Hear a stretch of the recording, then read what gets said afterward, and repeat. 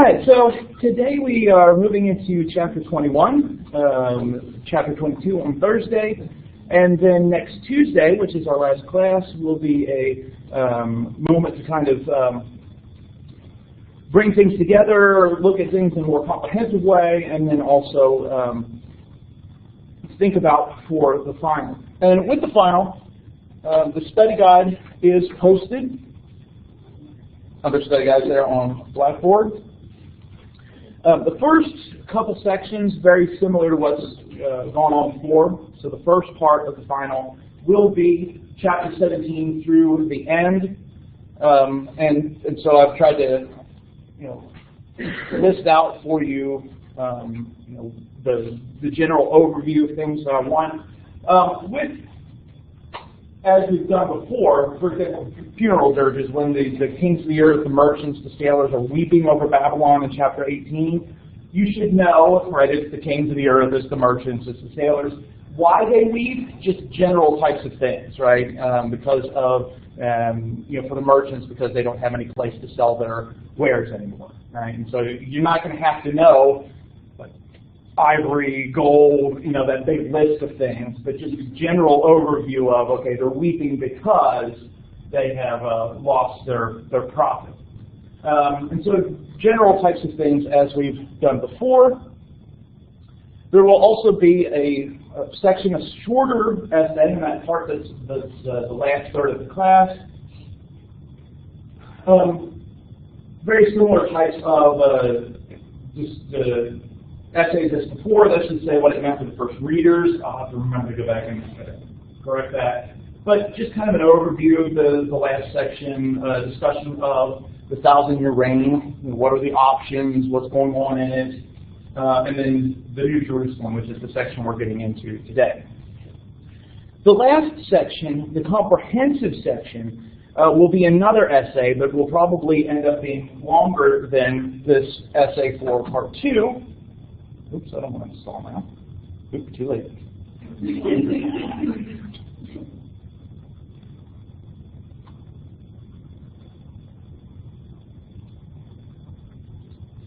Okay, let's try this again. So the last section will be a comprehensive essay, and essentially the question is, this is the question. Right? This is the question. There's not going to be a choice. This is the question. What is Revelation about? Exactly, right? That's why I say it's comprehensive, right? And so it shouldn't be, it's about 22 chapters long. It's, God versus Satan and Satan wins, which is true. But you should try to include a discussion. What was that? Oh, sorry, wrong book. No, God versus Satan and God wins. Yeah.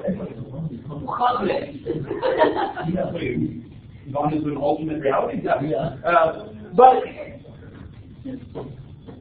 let me see. Cut. I don't want to see God versus Satan and God wins. Cut. All right, that remind me when I go to put it on YouTube, I'll edit that out so it doesn't sound like I said that. So it's not something simple, not just one sentence, right? But you should talk about things like what are the various interpretations. You should be able to talk about, the overall plot line, right? The seals, the trumpets, the bowls. Here too, some of these places you won't need to get into a lot of detail. And when you're writing about the seals, you don't have to say, right, the first seal was, the rider on the white horse. The second seal was the rider on the red horse. But just a general overview. What happens with the seals? As far as like destruction, and then when you talk about the trumpets, it's destruction, but to a greater extent, right? So you don't have to go through and plot everything, but an overarching narrative of a brief survey of the book, and then finally talking about what's the meaning of the book for its original readers, as well as today. What can we draw out of their lessons? So again, a substantial essay, comprehensive.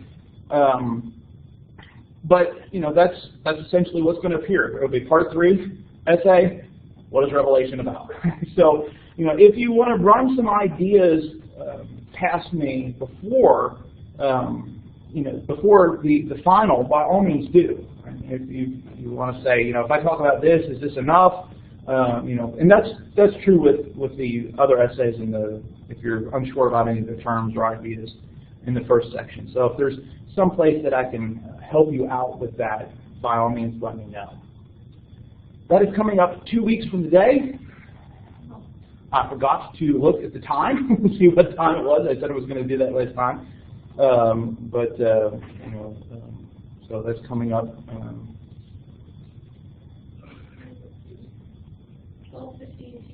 12:50 to 2:40. Okay, so they have almost 2 hours, 2 weeks from today, a little bit earlier, almost an hour earlier than what we normally meet, but hopefully should be plenty of time for that.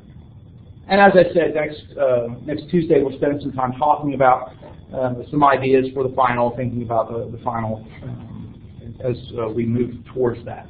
Don't forget as well the 4th and 5th reflection papers. The 4th one due this Friday, the 5th one due next Friday. So make sure to complete those. Once everything's completed, I'll go back and adjust them right. We're only counting 4 of those papers, and then you get extra points if you've done all 5. And then we're going to be dropping. I think it's 2 quizzes I'm going to drop. So before the final, you'll have a good idea of what you need to do on the final to get the grade that you want to get in the class. Don't forget as well the opportunity to turn in any work that you have missed up until this point. So if you've missed some quizzes or reflection papers, make sure to go back and do that by April 23rd. That way you can get some credit, maybe bring up your grade somewhat. What questions? Anything we need to address? Anything to go over before we move on into class today? All right.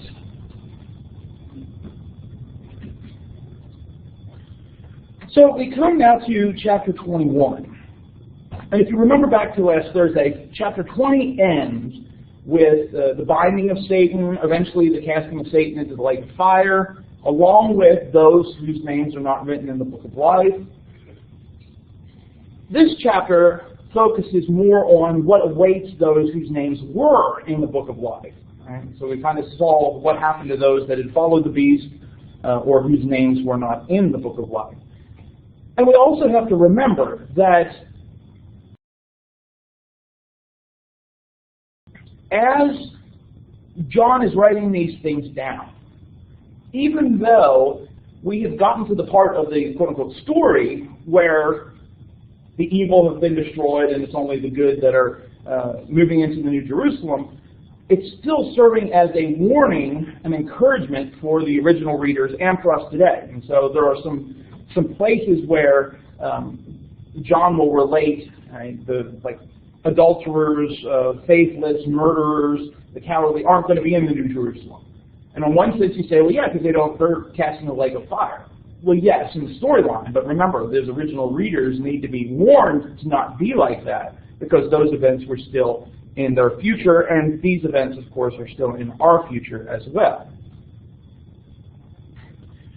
Let's go through and, as we have before, take the time to... Ooh, I uploaded the wrong file.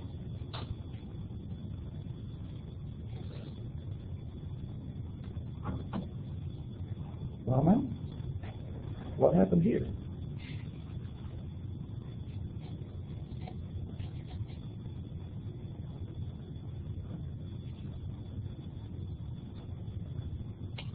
Apologize. I have a...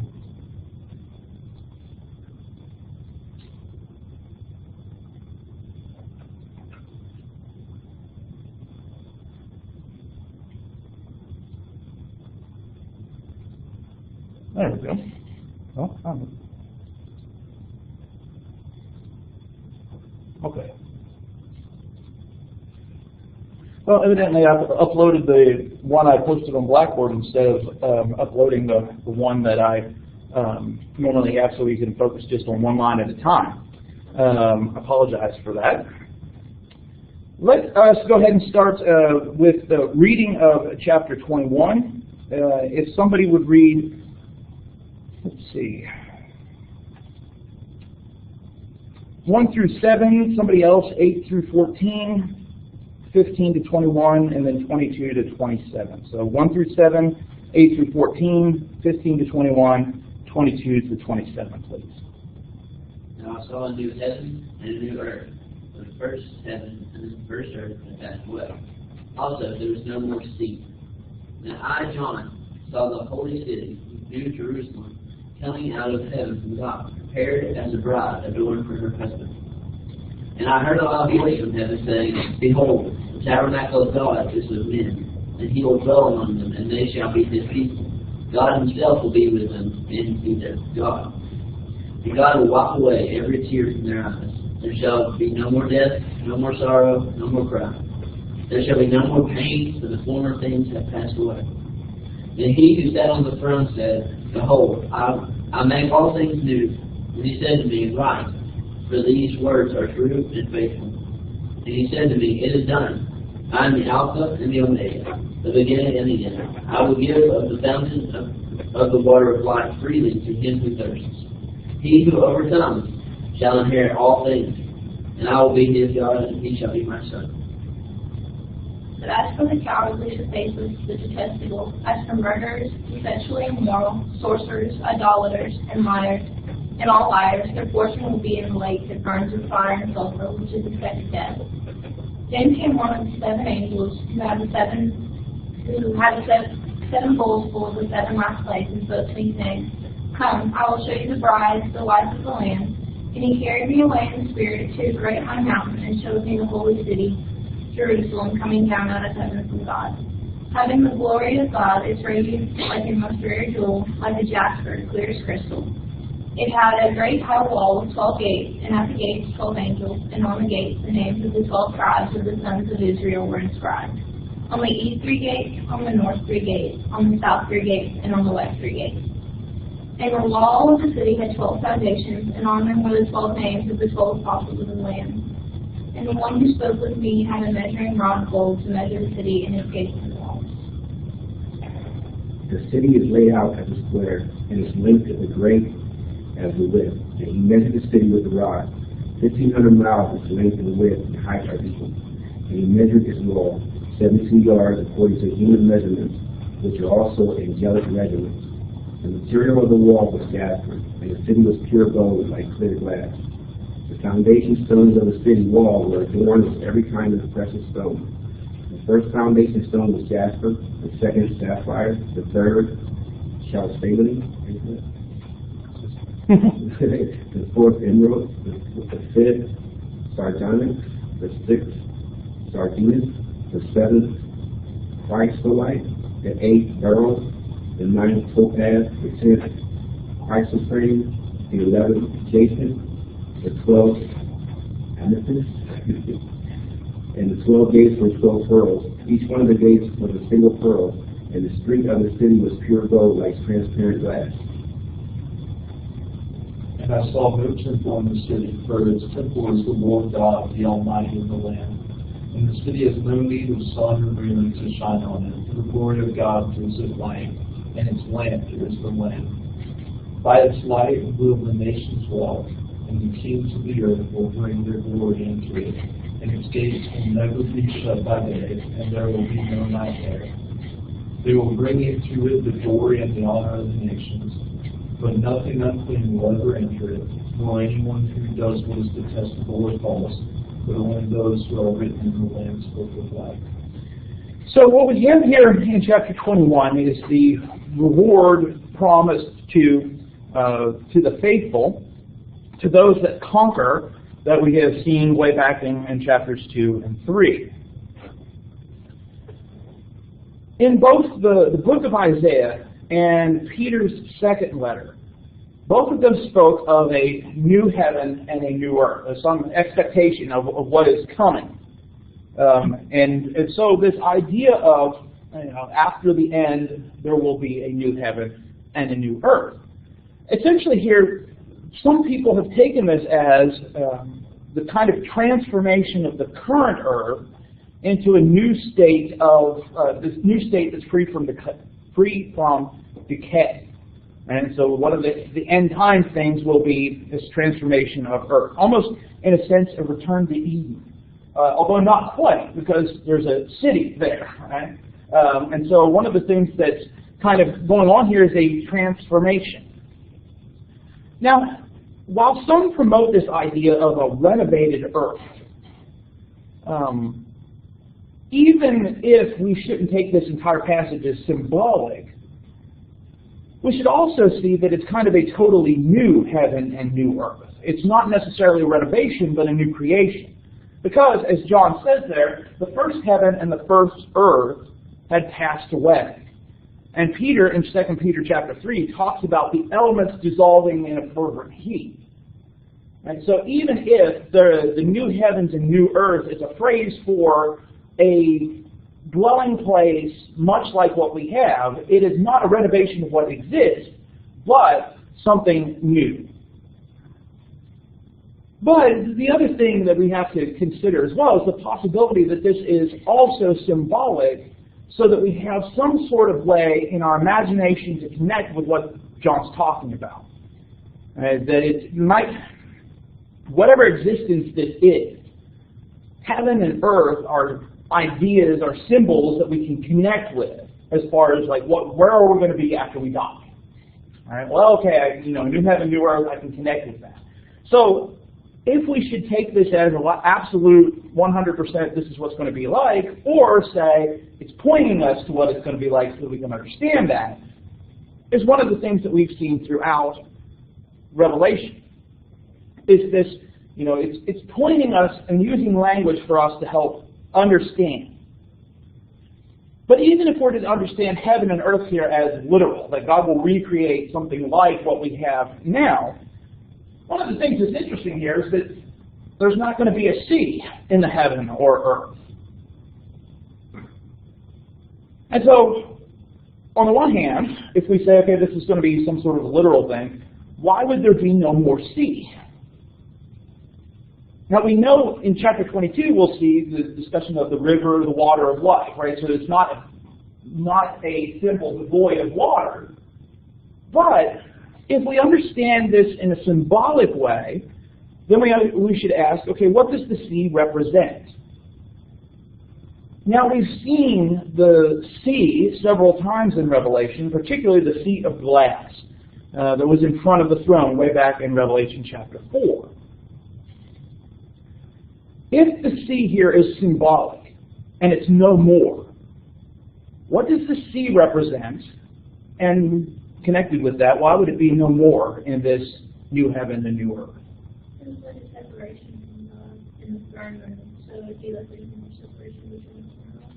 Yeah, if we take the idea of the sea as the separation, right, that vast expanse between where John is and where God is, we should understand, as we see throughout this chapter, of the sea being gone means that there's not that separation, not that distance between humanity and God.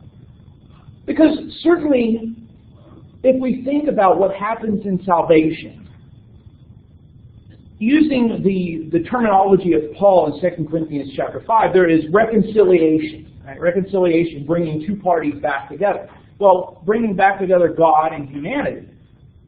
But even though that's true in salvation, there's still separation. Right? Even though we can say, as a Christian, we can say the Holy Spirit dwells in us, or dwells in us individually, there's still separation. Right? We don't see God face to face. We are not constantly aware of His presence. The other thing as well is that if we understand maybe part of the sea being representative of the turmoil of humanity, right? The sea constantly churning and humanity constantly churning, that's going to be gone as well. That there isn't that constant chaos that inhabits so much of human life.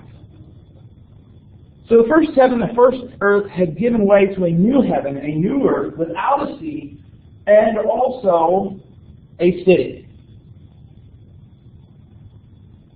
Now, whether or not we should understand heaven, right? The Christian terminology, we're going to heaven.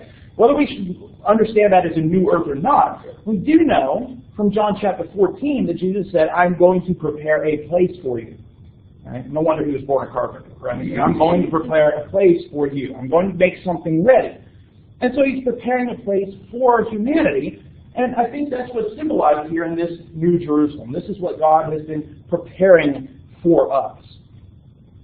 But note, it's a city essentially built by God, right? Because it is a city coming down from heaven, right? Providing a new dwelling place for humanity, where sources of evil, of sin are absent. There isn't that kind of decay or moral depravity that exists in this current earth. And so this New Jerusalem comes from God, not from human activity, any sort of human organization. The New Jerusalem comes down from God. There are some other things that John says as he sees this holy city. It's coming down for God, prepared as a bride adorned for her husband. We saw back in chapter 20 discussions of the marriage feast of the Lamb and the bride. And so by identifying the New Jerusalem as a bride, what's behind that symbol again? What does the bride refer to? The church. And so we're kind of encouraged to think of this as the church coming down from heaven. But it's a church at the end. Right? It's a church that has been purged of its sinful elements. Right? Not only within human beings, our own personal sins, but when we look at passages like Matthew 13 and the parable of the wheat and the tares, we see that often there are the children of the evil one mixed in among the children of God. And so this New Jerusalem is devoid of that. And of course, Ephesians 2 talks about the church as a dwelling place of God. But this here is a eternal dwelling. All right? So there's a difference between the church physical here and now and what the New Jerusalem represents. But here too, the symbol serves two functions. Much like we talked about the saints being invited to the wedding, yet also participating in the wedding, right? Same kind of thing here. The city, the New Jerusalem, is a dwelling place for the church, but is also the church. Right? And so the symbol serves both ways.